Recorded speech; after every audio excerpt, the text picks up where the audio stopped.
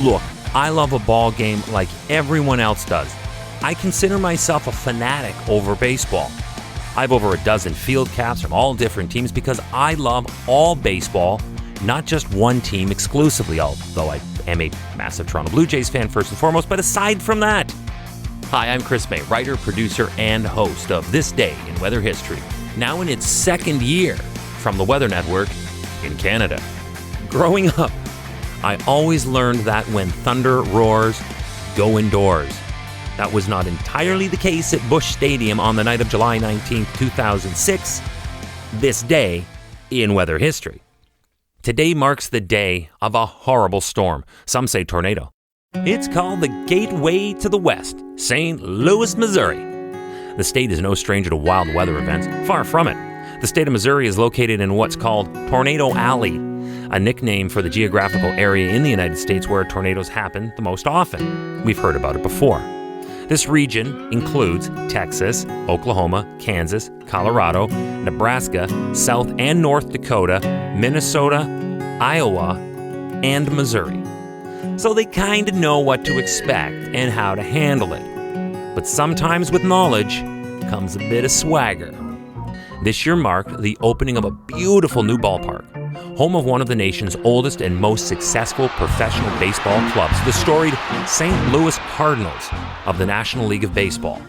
That year, the Cards would win their 10th World Series championship over the equally historic Detroit Tigers. They would go on to win an 11th in 2011, more than any other club in the National League. So aside from this feat, the tornado would go down as the second most memorable moment of this inaugural year for Busch Stadium III. Welcome to year 2 of this podcast. Right now, you're listening to the full version of today's story on your favorite podcast provider. But there's also the daily podcast video short. They're shot right here in my podcast recording studio, so you get that perspective. But oftentimes, they will include visuals from that day's event, from when it happened, in weather history. So after listening to the full story, go check out the podcast video short on television or online anytime at theweathernetwork.com/weather history. The early evening sky turned as dark as midnight right after the national anthem, and dust and debris began to swirl above the field. Then the wind abruptly went from fair to foul. High winds blew out some of the press boxes, tipped over some hot dog and souvenir carts, and parts of the ballpark were flooded in driving rain and hail as fans huddled for cover in bathrooms and stairways. The storm would still injure 30 people, though, 5 of whom were sent to the hospital. Fans who had video cameras at the ready, remember smartphones had not matured yet, they all captured video of the event, including a scene where a woman gets knocked over by a flying trash bin. Meanwhile, outside the stadium, where the game, for some reason, resumed, and I don't know why, the city was virtually ground to a standstill in the face of this freak storm that terrified residents and paralyzed the city for almost 5 days. The damage sustained in the St. Louis metro area was consistent with wind speeds between 70 and 80 miles per hour, or between 110 and 130 kilometers per hour. The storm was farther reaching than just this Midwestern state. Areas of damage across Illinois suggested that wind speeds could have approached 145 kilometers per hour, which converts to about 90 miles per hour. 2 tornado tracks were also uncovered across southwest Illinois near the towns of Bunker Hill and Edwardsville.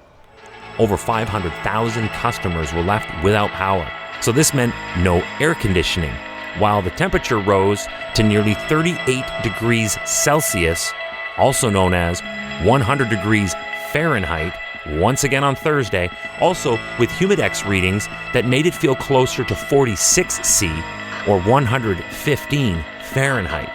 A state of emergency was declared for the St. Louis area, and Governor Matt Blunt called in the National Guard to help with heat evacuations and cleanup efforts from the severe thunderstorms. In the aftermath, the St. Louis Cardinals Baseball Club began marking designated storm shelters throughout the stadium, and they would never again take for granted a storm warning. Listen to this. Exactly 10 years later, on this day in weather history, the Cards were set to take on the San Diego Padres with a storm looming on radar. This time, not taking any chances ever again, the crowd at Busch Stadium waded through the strangest 92-minute rain delay What made it this strange is because there was no rain at the time, but it was coming, and eventually the game was officially canceled. This day in weather history. Tomorrow is July 20th, and on this day in weather history, we head back to 1996 for what would be considered the most disastrous flooding to ever hit the Saguenay region of Quebec, superseding a 1971 landslide and a 1988 earthquake. What happened? We're going to find out together tomorrow. It's July 20th, this day in weather history, with me, your host, Chris May.